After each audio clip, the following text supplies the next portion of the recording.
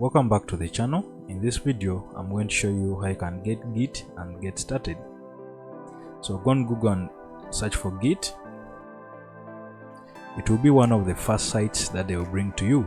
So click on Git, and depending on the operating system that you'll be using, it's what will be displayed in this frame computer. So you have to click here, download Git, and it will go and download Git on your PC. So depending on your location where you saved your downloads, go and click that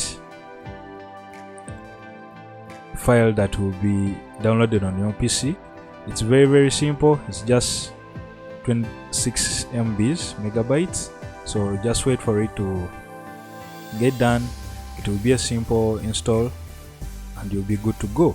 So there's nothing complicated, but when you're installing, make sure you select Git bash, because it's one of the command line interface that you're going to be using.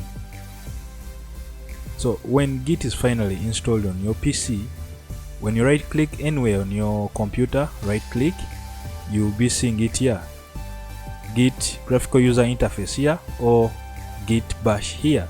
So we are going to be using this Git bash command line interface that it provides you. So this is what you are going to be using when you are working with Git. Right now I'm on my desktop and I can create a file, do what, delete files, for example make directory Oston, and when you click enter, a new folder will be created on the desktop.